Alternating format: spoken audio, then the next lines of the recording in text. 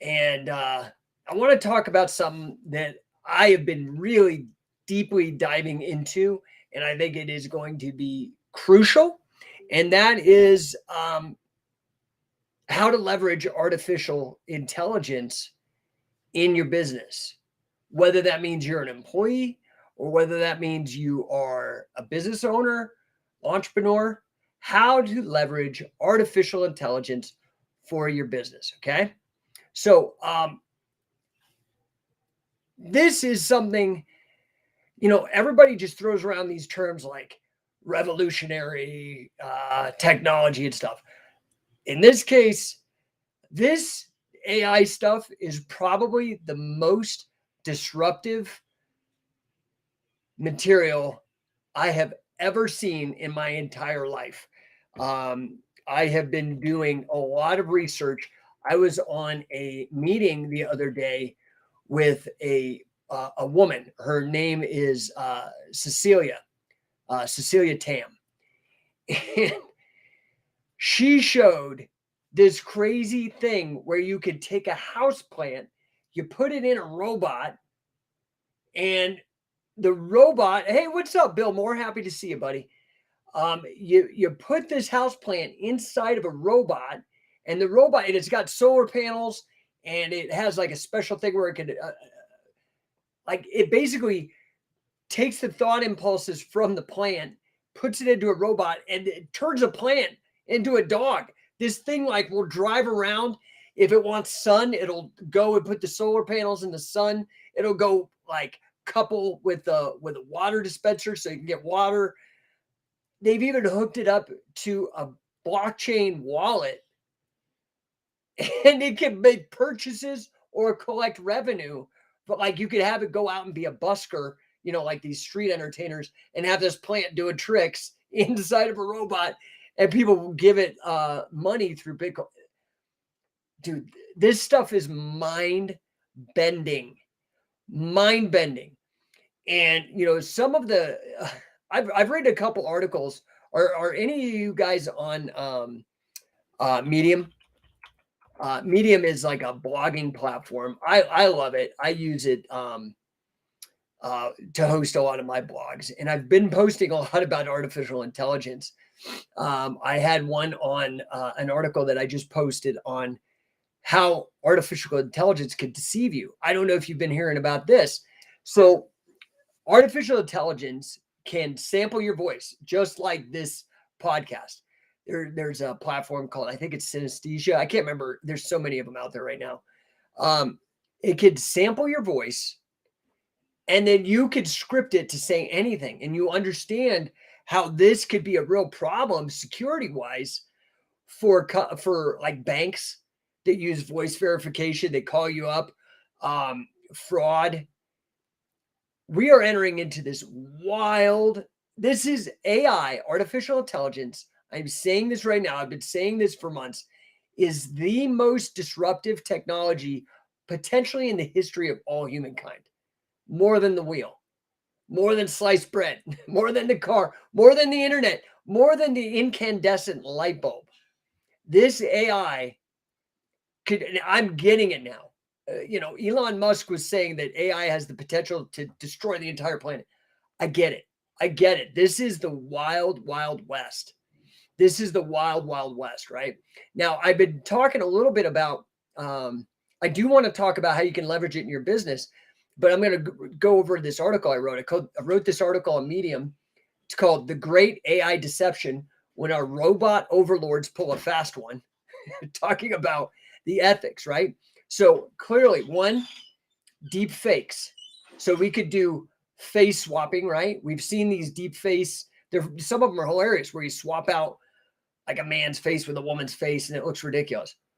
Well, while this is entertaining, it could definitely be misused, right? So, and create a lot of chaos for people. So hopefully AI developers are focusing on creating transparent. This is the one thing why maybe like open source software is fantastic. So we could trace the origin of deep fakes, put blockchain on it or something. We all are talking about misinformation, whether it's, Facebook saying something is fake news, or Donald Trump saying it's fake news, or anybody saying it's fake news, it's going to be more and more difficult to determine what is real and not. Right now, this opens up a whole can of worms with copyright. I know that there's issues right now where people are writing stuff in AI using like a Jasper or ChatGPT, or using Wally, or what is the other image generator? I can't remember the name of it. And like there was one where these people made a graphic novel using AI generated, but guess what? The AI owns the copyright. I mean, it's really, really crazy, right? Chatbots, you may not be able to tell if somebody's real or a chatbot. Crazy, crazy times. But that's a whole other that's a whole other issue. What did Bill say here? 100% agree on the impact. I read it sometimes. I think you're talking about Medium. Yeah, I post on there all the time. It's a great platform. There's a lot of great writers on Medium. I highly recommend it. But I want to talk today about these implications for AI. Right now, I do a lot of work with what's known as business development. And so I help companies basically with revenue. How do you grow the money at your company? And there's a few things that need to be addressed. Marketing is the number one thing. And that includes a lot of stuff that people don't typically think about, like their brand house, things like that. Sales, you need to understand sales. You got to be able to onboard your client easily. So generating leads, closing leads, and then being able to scale the system so that you don't run into limitations, right? So for example, a limitation that we had in our software company for a number of years was that we would go out and sell, make a bunch of money. Then we had to service the clients. So we had to stop selling, and then revenues went down. Then we had to stop servicing and start selling. And it creates this awful cycle. So how do you keep making money and scale?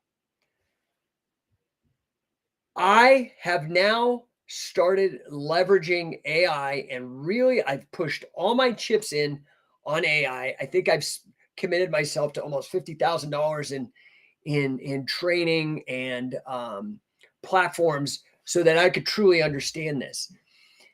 So I'm committed. That's almost as much as I spent on my graduate degree, my master's degree. So just to give you a perspective. And I ended up getting my master's in financial mathematics and did that for a number of years for investment banking, mortgage banking. So today we're talking about artificial intelligence, how you can leverage it to get that massive success in your business, right? So let's go in with our minds open and our notepads into this wild world of like ridiculous, endless possibilities. So technology is the great liberator, but you have to be careful because sometimes your liberator could become your new master. Okay. So we should always be on the lookout for new ways to leverage technology. Some of you guys take this like Luddite, neo-Luddite approach where new technology is bad. And I don't like that. I don't think that's a fair way of looking at it. I think that the technology itself is agnostic. It's like a gun. It doesn't have it. Guns in themselves are neither good nor bad. If a good guy uses a gun, it's a great thing. We see this in movies all the time. If a bad guy uses a gun, it's a bad thing, right? So you can't just like say there's something intrinsic with the technology. AI has come a very long way since its inception, right? It is way beyond what Amazon could do with their Echo stuff. And I mean, just look at like the self-driving cars. It's smarter, faster, and more efficient than it has ever been. Okay. According to some sources, AI could conceivably contribute almost $16 trillion to the global economy by 2030. That's staggering. 16 trillion. A billion is 1,000 million. A million's 1,000 thousand. Okay. Imagine a pile of $1,000. And now get 1,000 of those. That's $1 million. I think it weighs 22 pounds. Then 1,000 piles of a million is a billion, and 1,000 piles of a billion is $1 trillion, and there's 16 trillion of potential revenue that's going to be contributed by AI by 2030. That is like very fast and a lot of money. Okay. So what is AI? Just broadly speaking, right? It's a branch of computer science that deals with the creation of machines that can perform tasks that would normally require a human. Like learning. That's a crazy thing, man. A machine can learn now. Problem solving, decision making, understanding natural language that we speak. Mind blowing. Okay, so let's talk about this. How can you leverage this in your business? And I mean, whether you work for somebody or you are an entrepreneur yourself, because the possibilities are mind blowing. I told you about this plant. Like, dude, you could do such crazy stuff. Think about customer service. Customer service. How many of you here have ever had a retail customer service job? Give me a number 1 in the chat. If you've ever had a retail customer service job, hit me up. Oh, what'd Bill say here? Bill says Amazon has new LLM they're about to release that will help Echo and Alexa. Yeah, dude, like this is going to be ubiquitous. It's going to be ubiquitous. And the trick is how do we stay in control of it? So how many of you guys had retail or customer service gigs? Now, AI can handle when people give you an inquiry. And there's no unions. Could work 24 hours a day, can handle millions of requests, will be polite even if it had a bad day, even if somebody peed on their Cheerios or their cat got run over. That customer service AI is going to be great. Whereas the human might be affected because of emotions or problems. Now, everybody, right? Like when the light bulb was invented, people were freaked out. Like, oh, candle makers, what are we going to do for a job? Okay. Yeah, it's disruptive. So those jobs will be handled by computers, right? Like automation in automobile plants. Now, a lot of the welding and the pieces and whatnot are put together by robotics. So did people lose their jobs? Yeah. Okay. This idea of like losing jobs, I hate that term because it assumes possession.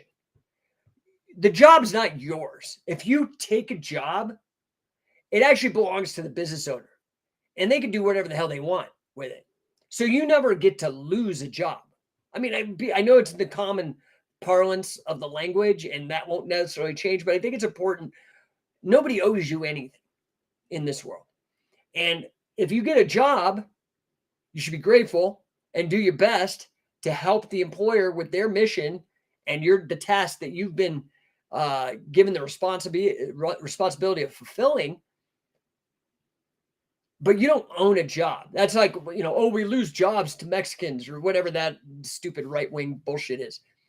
It wasn't your job, dude. If somebody from another country, a person from Mexico, a Mexican comes in, they're willing to do the same job and do a better job at a better rate.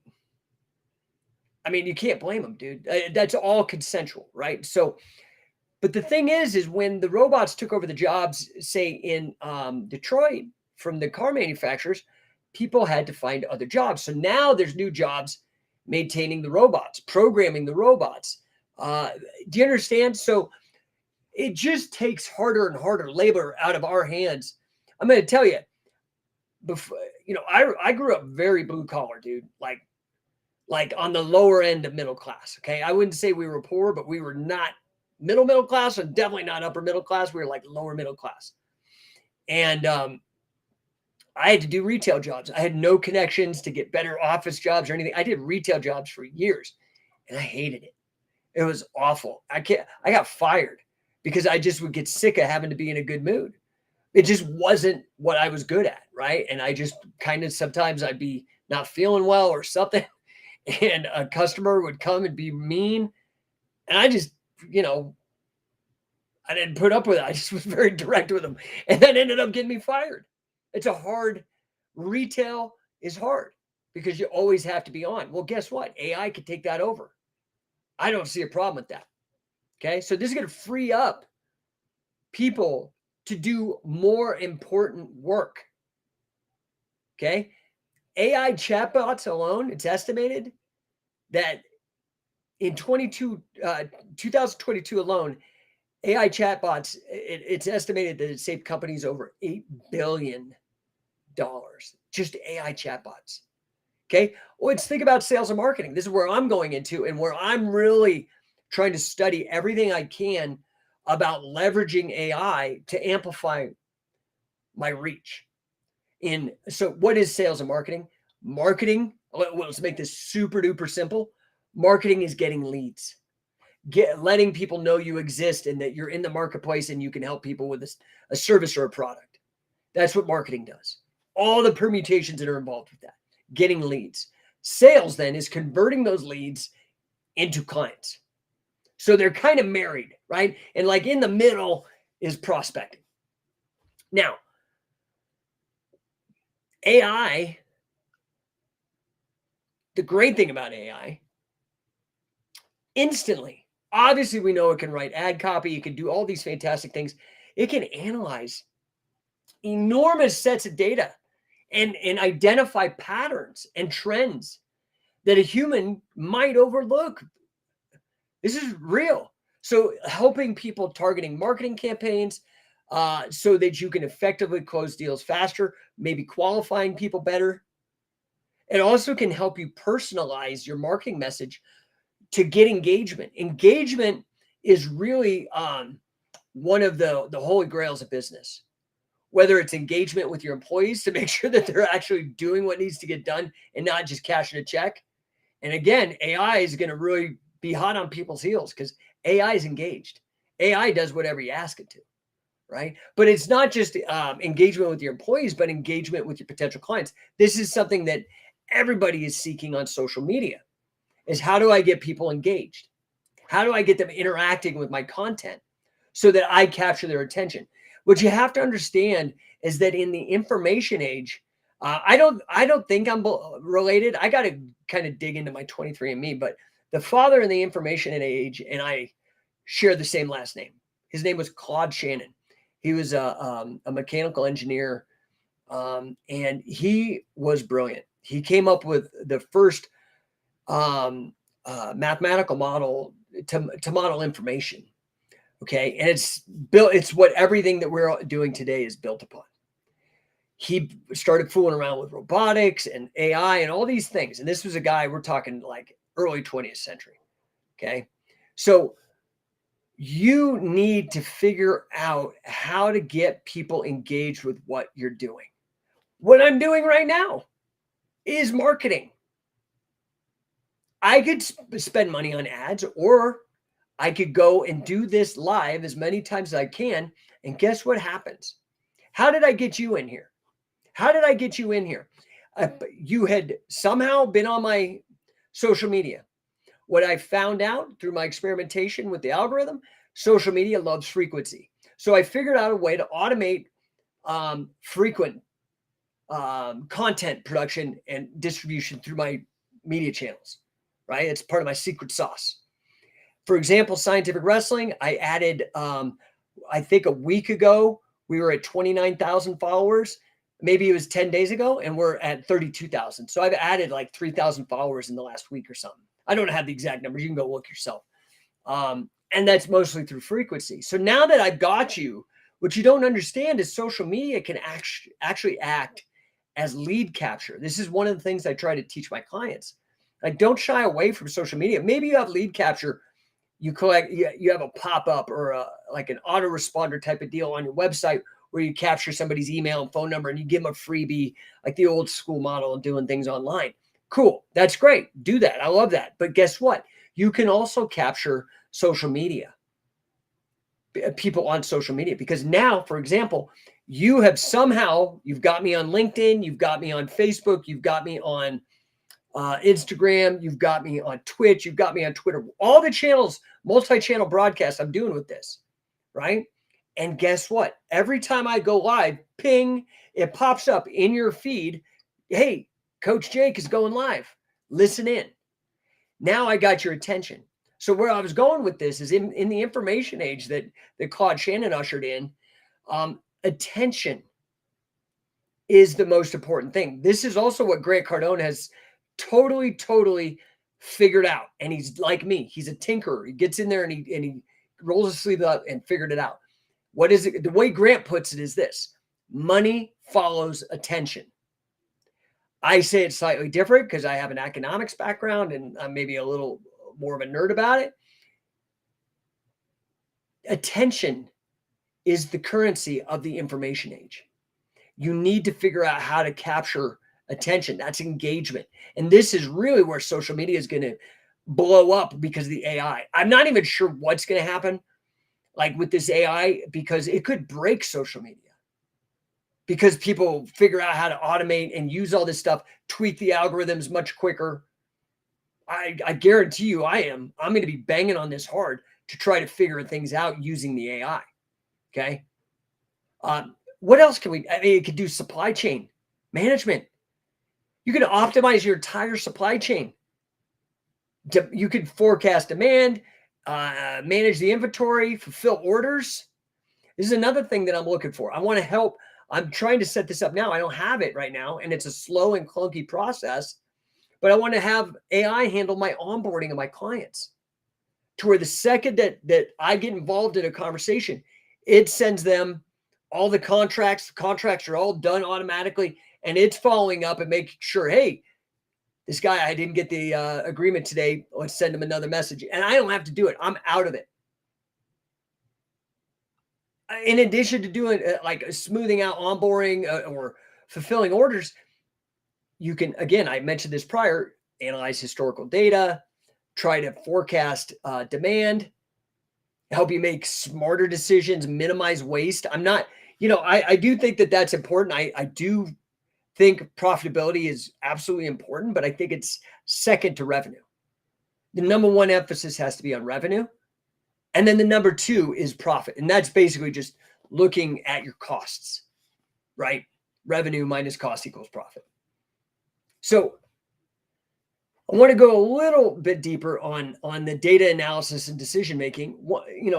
I tell people all the time, I got my master's degree in financial engineering from Golden Gate University in San Francisco, 2002.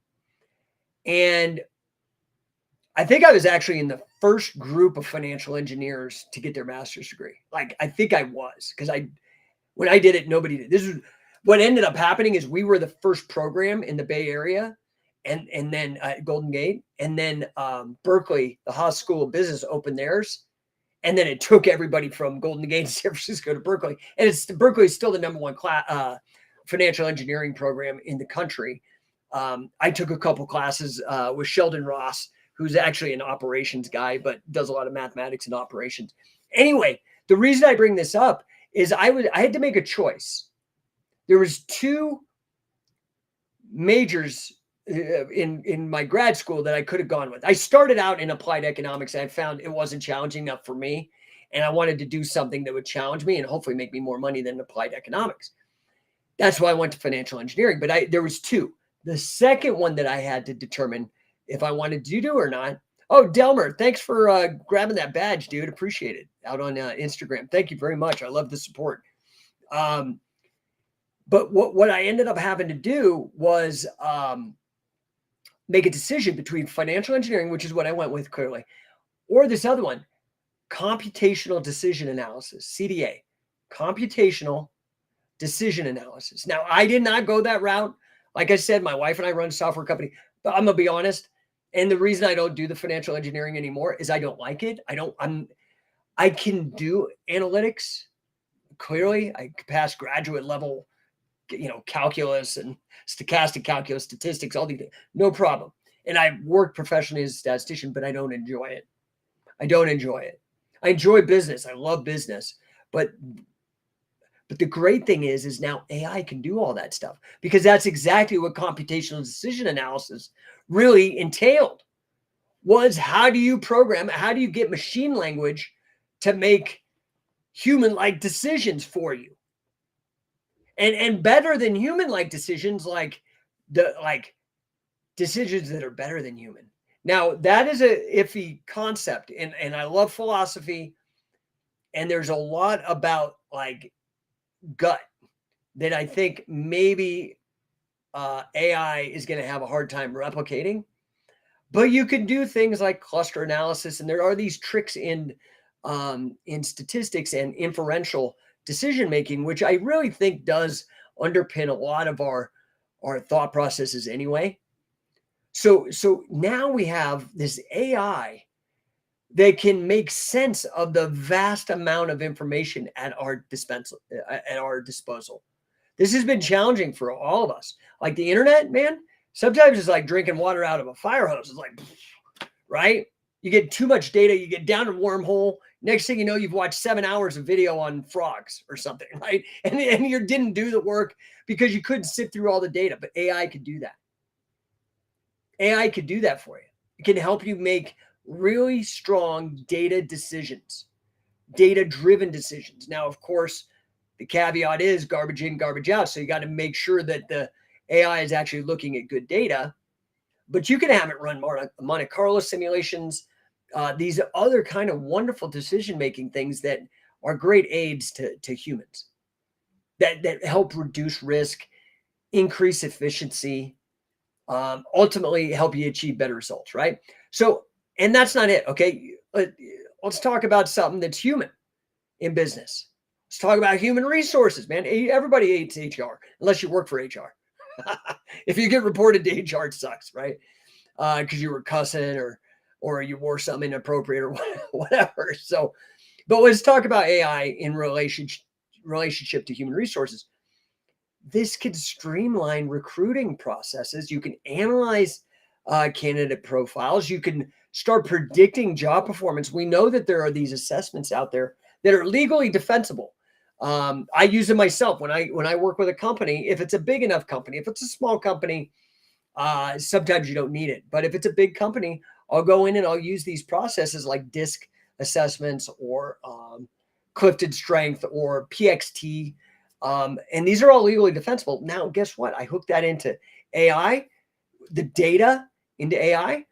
Man, now I got the right people in the right seat. This could literally save your HR team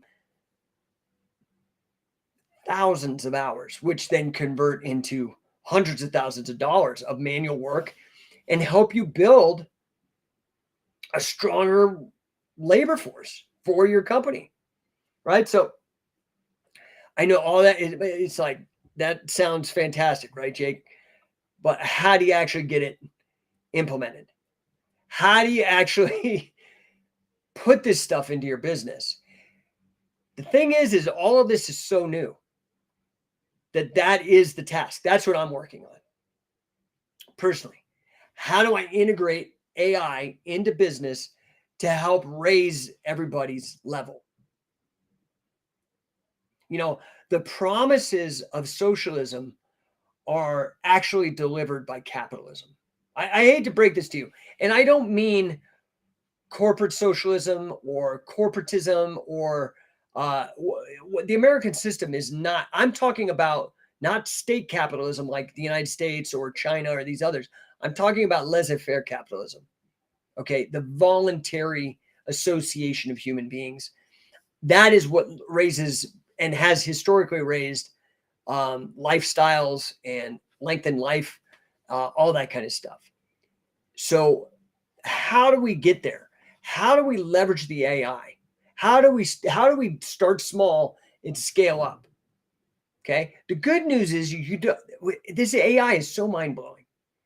And just like the internet was mind-blowing, but this is even more mind-blowing.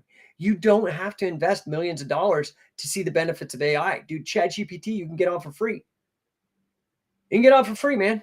There's so many platforms and tools that are super affordable, if not free, and easy to implement. And now you guys may not understand this. There's more software-oriented people understand like APIs and Zapier and all these things, these integrations that are happening. It's happening fast.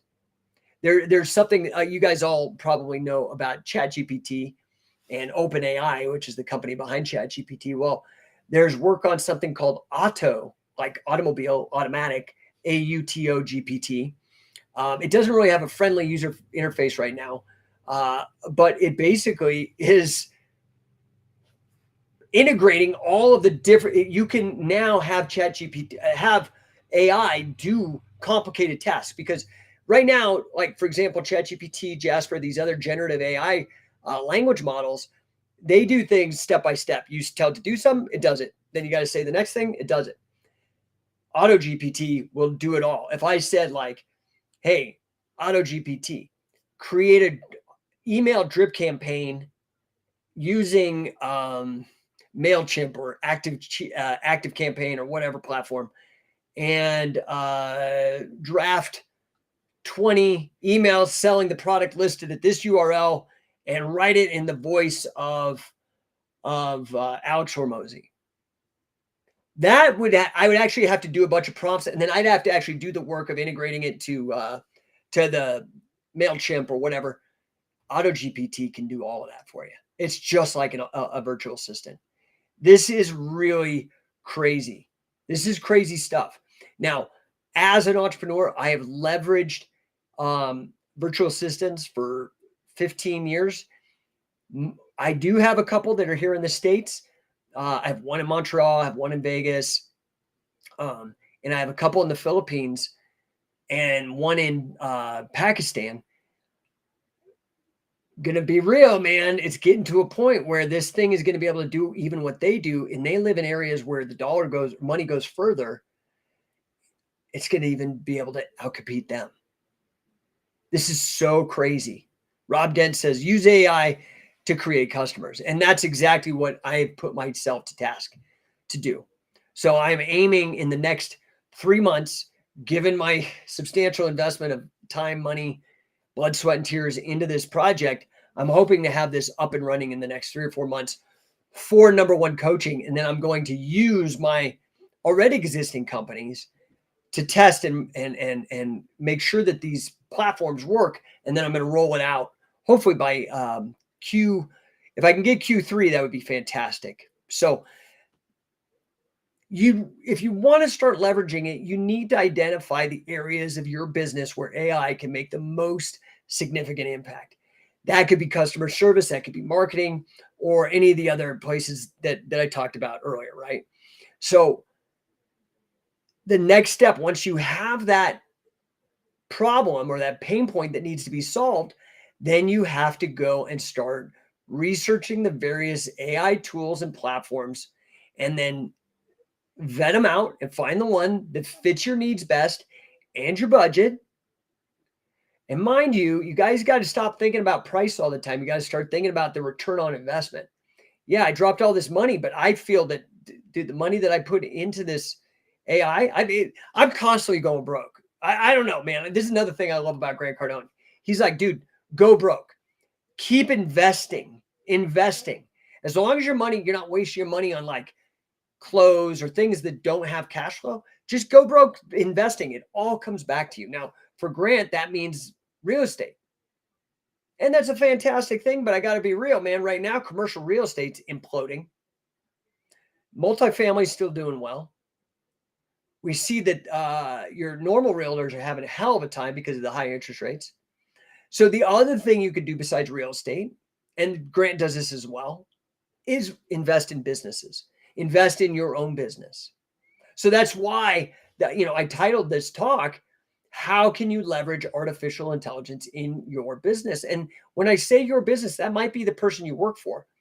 So for example, I have a sales team with our software company, and we have a number of systems in place and SOPs and whatnot. And one of the SOPs is you're going to go use ChatGPT.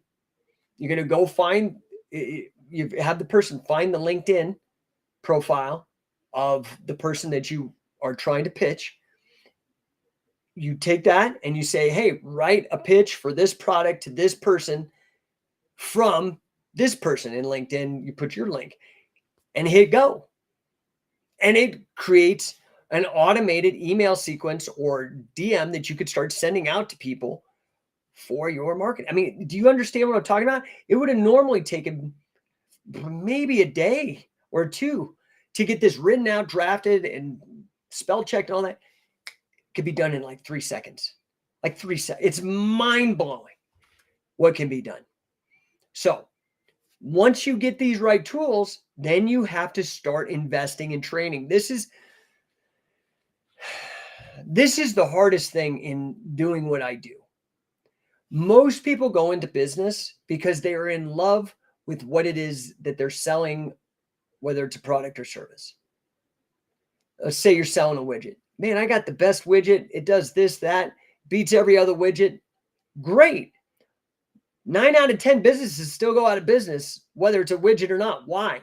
Because everybody tends to spend their time developing the product and not developing the business, and in particular, not developing sales and marketing. It's the most important part of a business. Because if you don't have money, if you don't have a top line, when you look at the income statement, revenue is top. Everything else is a function or is dependent upon the money that you bring in. That should be the number one thing. And then you start working about profitability, right? The bottom line. First is the top line, then worry about the bottom line. But people don't worry about it. And then what they end up doing is they just keep trying to cut costs. And then that's the wrong way. That's the wrong way to go.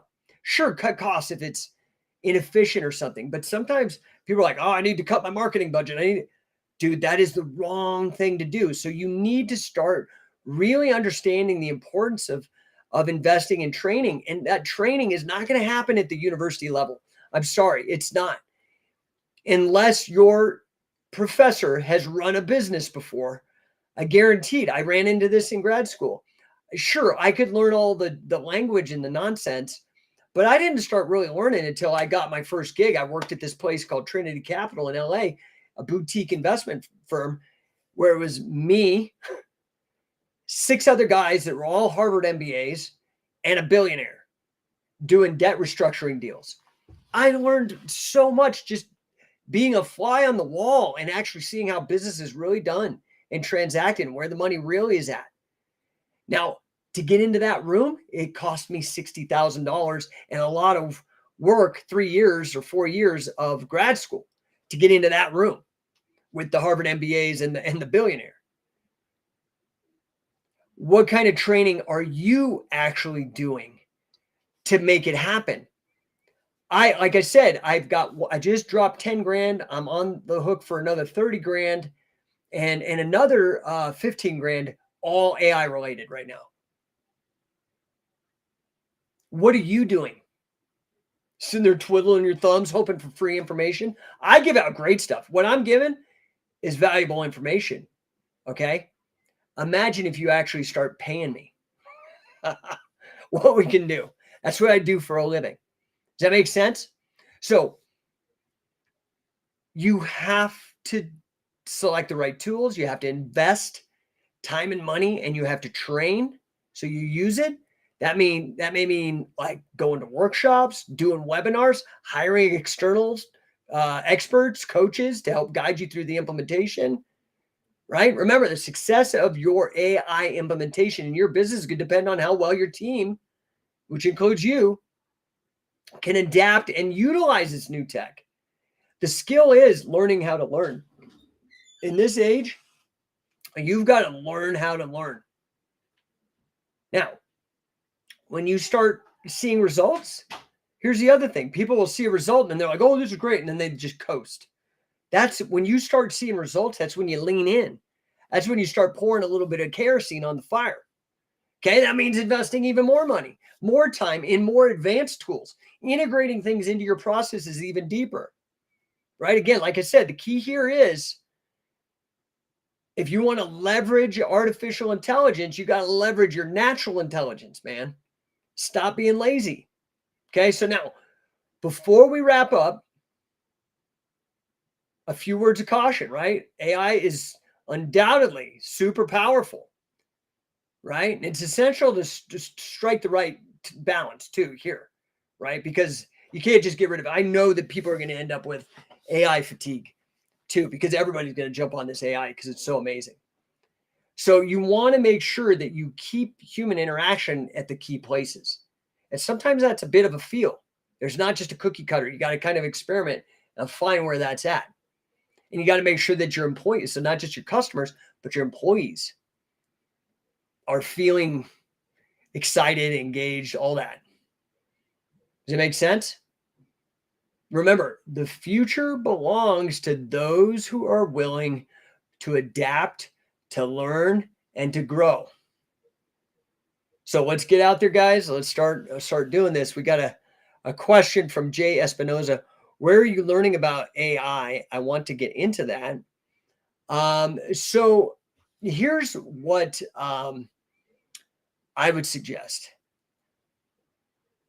Go on to LinkedIn and hit search for AI and start following people that are players in AI. This is probably the fastest way for you to get up to speed. Follow as many of the players, people that are actually in the business, like OpenAI has a LinkedIn page that they're constantly posting material to. That's just an example. And there's many of them. I mentioned another one, Cecilia Tam, brilliant like AI researcher. You can find these people and follow them, and they will start giving you information. That would be probably the quickest way that I recommend that you get in on the AI train. Because the thing is just like anything, there are going to be people competing in this space, and you want to like get as broad of a view of you can as possible. Oh, Bill Moore's got something here. Bill is a software programmer out of Lehigh, Utah. The URL, I just threw it up on the screen for everybody on Facebook and YouTube and LinkedIn. Thanks for that, Bill. It's for those of you on Instagram, it's learn.microsoft.com. So like Microsoft.com, put learn.microsoft.com. And then actually just go to the Microsoft website, type in get started with artificial intelligence on Azure. Azure is the big servers that Microsoft does. It's like the competition would be like the Amazon Web Services servers. So I hope that helps you, Jay Espinoza. And thanks for that, Bill. I would get on LinkedIn, start following the players, because they're going to have a really broad and constantly updated list of things that you could start learning. Let's see what else we got. Carmen says AI is intense and unavoidable. Need to get ahead of it and harness the power. Yeah, I mean, that's like, I think this is like really, Delmer says makes perfect sense. I'm not sure. I was late to that comment. Sorry. So yeah, dude, it's inevitable. Like you need to just get on it, like be done with it. And this is the future.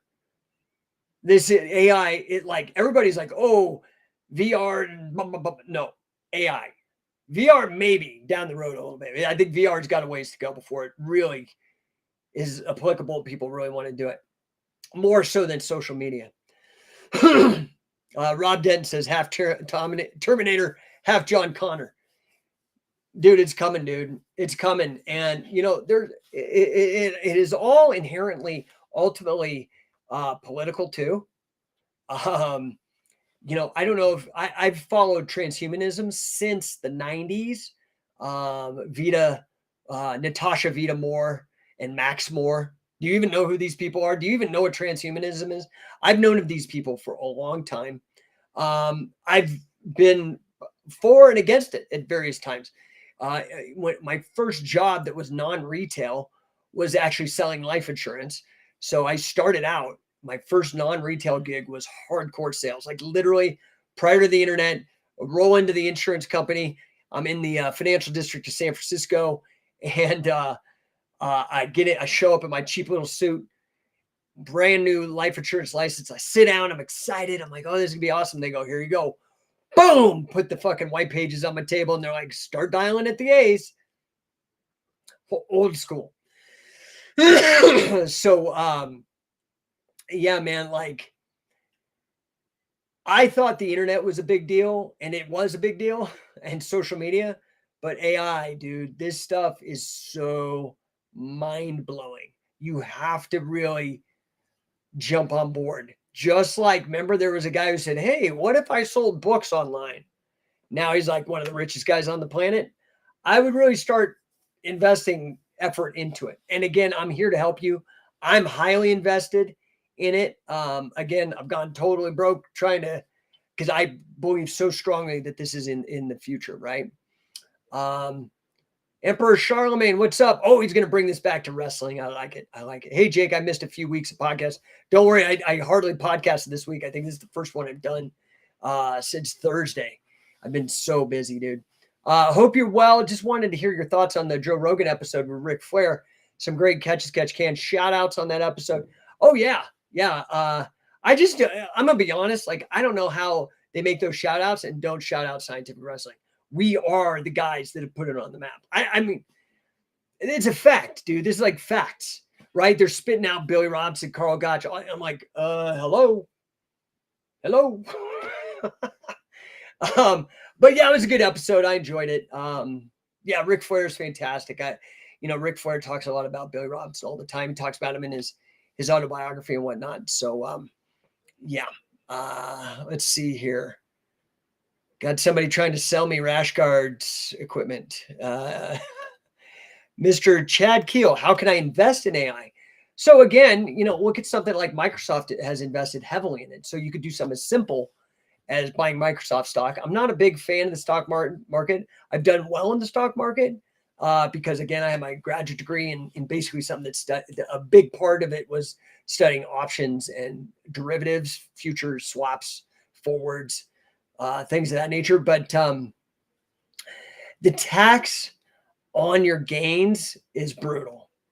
That's the main reason I don't like it. The only business now that I invest in are my own. That doesn't mean that I run them, but it's like if I'm in with a company, like, you know what I mean? Because now there's other things too. Like I can actually see what's happening.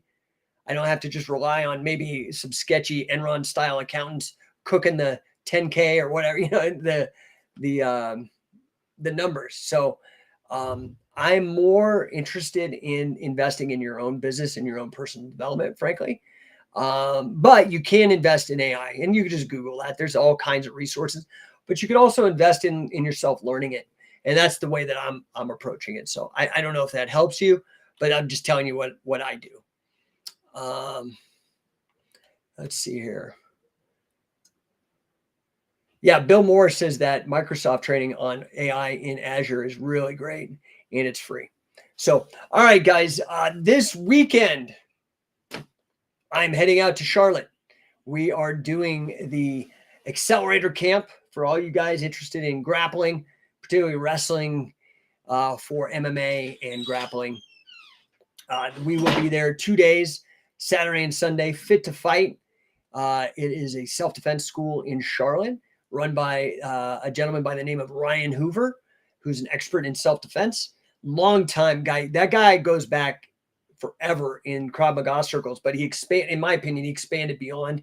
I think he saw maybe some of the limitations and has really doubled down on. I've seen him host other people in wrestling, great wrestling camps out there as well, weapons and whatnot. So if you're in the Charlotte area, sign up. Got like 2 days. And then at the end of May, I put together a camp for you guys with Wade Chalice, the Guinness record holder for the most wins and pins in all of wrestling, the most wins over international champions, most wins over national champions. Okay. And Josh Barnett held the record for being the youngest UFC heavyweight athlete, champion, and picked up grappling championships everywhere he went as a white belt in jiu-jitsu, beating all the advanced black belt guys. Both of those guys, good friends of mine, friends of scientific wrestling, are going to be in the Mojave Desert with us. So come on out. You're going to have a heck of a good time. Emperor Charlemagne is saying something about Josh. How often do you do camps with Josh and Wade? Once per year or more often? I'm dying to go to one. I have not done one since 2017. So after Billy Robson passed away in 2014, I had a bit of a existential crisis about grappling. It was the same year I had to quit because of the strokes I had as a result of the carotid dissection and the atrophy in my neck. And me having to quit something that was so central to my identity, and then probably the most impactful coach that I had ever had up to that time passing, I was like done. I didn't want anything to do with it. And credit to my wife, my partner, fantastic woman, Sandra, and my friend and partner in scientific wrestling, in training, Sam Crescent. They were like, no, dude, you got to keep doing. Sam would want you to keep going. And I just didn't have it in my heart. I was just broken, dude. And I was like trying to sort it out. But I realized rationally that I needed to keep it going. So long story short, both Wade, who's a longtime friend, I'd worked with him since like 2004, 2003, and Josh, who I'd known since at least 2005, both stepped up to help. And so I marketed it as the PIN, which is Wade, Submit seminars, and did that from 2014 to 2017. Josh and Wade helped me tremendously. And then in the next, once I got my head straight and I started to see what we needed to have for the vision and the mission of the company. The mission is to improve the lives of every man, woman, and child on planet Earth through scientific wrestling. That's over 8 billion people. It's a big mission. I was like, I got to change things up. So we started actually formalizing and creating the Coaching Catch certification program, the only one that was co-developed and endorsed by both Billy Robinson and Wade Chalice, integrated and programmed and taught with my suggestions. And then also created Shoot Pro Wrestling, mostly for marketing and to highlight the talent and draw people in, as well as the affiliate program to spread us out across the globe. I don't know if you guys saw yesterday, our longtime friend, Martin Ostwick, finally released a tribute video about Billy Robinson. It was fantastic. You can find it on my socials. Really, really amazing. So long story short, this is getting the band back together, Emperor Charlemagne. I don't know when I'm going to do it again. It's expensive. I really don't make any money out of it because I have so many costs involved. So I don't know when I'm going to be doing that again. The point is, I would get your butt out to the Mojave Desert. Go to coachingcatch.com, sign up, get there. Okay. So let's see here. Will Espinoza, will you ever do one of the accelerators in Chicago? Maybe. It's gotta make sense, right? It's gotta make dollars if it's gonna make sense. I ain't gonna go out there and lose money. I ain't gonna go out there with a bunch of wankers that aren't actually committed and really want to do this and waste my time. So help me make it happen, and it's real, and we can do it. Yeah, dude, I'll bring a crew and we'll rock it, dude. The Real Big Biryani. What's up, dude? Long time no see. Hey, coach, hope all is well. A bit off topic, but I've dislocated my kneecap. It tore a few ligaments. Oh, dude, this is just, I don't even like the sound of this. During a wrestling session, any tips for recovery? I can't wait to get back in training. Oh, dude, I feel you, man. After I had my carotid dissection, I continued to wrestle. It was probably 2008 is when they best estimate when I had it. And I continued to wrestle till all the way through 2013. I understand you're injured. You want to get back to it. There's a shelf life. You're an athlete. There's only so much time. Dude, your best bet, dude, honestly, if I were in your shoes, I can't tell you what to do, but if I were in your shoes, man, I would go find some stem cells. I would go find I would find the best PT person that I could afford, and I'd figure out how to afford it. And I would take creatine. I would do all the things that I could do to heal that bad boy up. I'm not a fan of surgeons, but man, sometimes with if it's an ACL or whatever, or ligaments, you might have to get them in there to sew things up. That's what I would recommend. I hope that helps. I hope that helps. Let's see who else we got in comments. Oh, what's up, Kevin? Excuse me. He says, greeting, coach. Awesome camp you conducted in Denver recently. I learned a lot. Yeah, that was a great camp. What I really enjoy is when these guys see, the thing is there's so much to teach. And I think that if you're going to teach this, like when I was running my own gym or running my own club, I had 90-minute, 2-hour practices. I don't like this 1 hour. It's just, I'm really more serious about it, I think. And to do that, you need the proper amount of time to train and do all the stuff that's necessary. What I like about these camps is that it is 9 a.m. to 3 p.m. Like we are going like 6 hours. But you're really able to get somewhere in 6 hours. Okay. And then you do 2 days of that. And I can get somebody, that's why I call it an accelerator camp. I can get somebody up to speed really quick. But guess what? It takes probably about, this is why the structure is the way it is with our system. It takes 5 to 10 camps for people to really get up to speed. And if you spread that out too far, you're never going to make progress. So for example, the guys up at Scientific Wrestling Canada, I think in this last year alone, they've already done 7 or 8 camps, something like that. And they're way ahead. They got all the moves. They know what to do. That's what it takes. This is what I did with Billy for 7 years. I was at every camp. We're talking probably 10 camps a year for 7 years, consistent, like 70 camps at 12 hours a camp or whatever the numbers are, plus all the travel overseas, all the other stuff that we did together. So it takes time and it takes consistency and it takes deliberate effort, right? Jay Espinoza says, how can I help make it happen? What's a minimum amount of people you need to make it worthwhile? I'm going to be honest with you. A lot of people cash in on seminars. I don't like seminars. I make more money elsewhere. I don't really feel, I know what happens at these seminars. You get one of these BJJ celebrity guys. They come in, it's a 3-hour seminar. It's $250. You learn one half-ass technique because there's like 50, 60 people in there.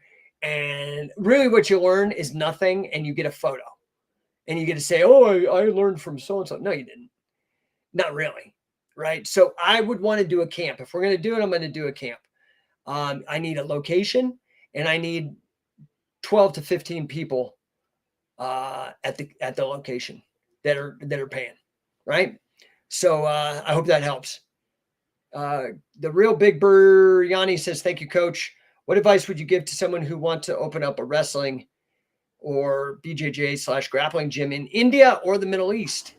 Dude, that's a hard one, man. That's a super hard one because I don't know the market. I don't know the laws, like honestly, the best advice I could give you is to just do it. Stop thinking about it. Stop planning. Just jump off the damn high dive.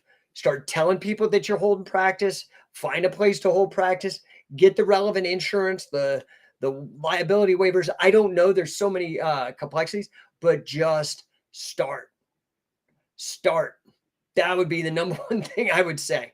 The real Big Biryani, Big Biryani says, both of those are massive markets in which the UFC and other promotions are pushing a lot of money into. Yeah, I agree, right? Like, that's a great thing about this world is that, we could broadcast anywhere, in any little country, any big country, wherever.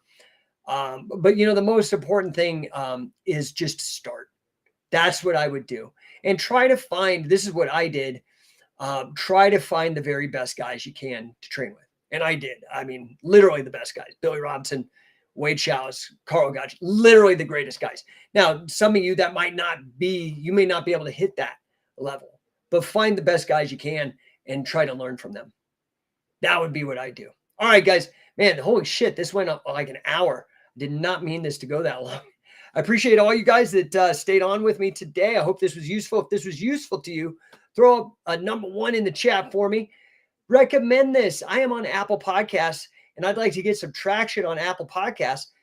That's supposed to be the biggest platform, but my platform is Instagram. Everybody likes it here, and then Facebook and LinkedIn. I'd like to get out to Apple Podcasts. So please, if you like this, if you think this is value, you think this will help other people, right, in your life, please send it out. Big Biryani giving me a thank you and a number 1. Appreciate it, brother. Yeah, get the word out. That I would really appreciate this. I don't charge for any of these, and I try to answer all the questions that I possibly can, hopefully helping you guys. Anyway, we're bumping up, man. I got 45 seconds and we're about here to an hour. Punchy Faces says, we can make Chicago. That's very close. So +2. Yeah, but you guys have already paid. I need new blood to pay for flights and whatnot. But I appreciate you guys. Punchy Facey, by the way, is they were our very first affiliate, and they were our first international affiliate, Scientific Wrestling Canada. Carmen and Marco, the Italian the Italian assassins up there in Windsor. Appreciate you guys. I will catch you hopefully tomorrow. Like I said, I've got back-to-back meetings, and I got to get ready for a camp, an accelerator camp. I'll hopefully see you guys tomorrow. If not,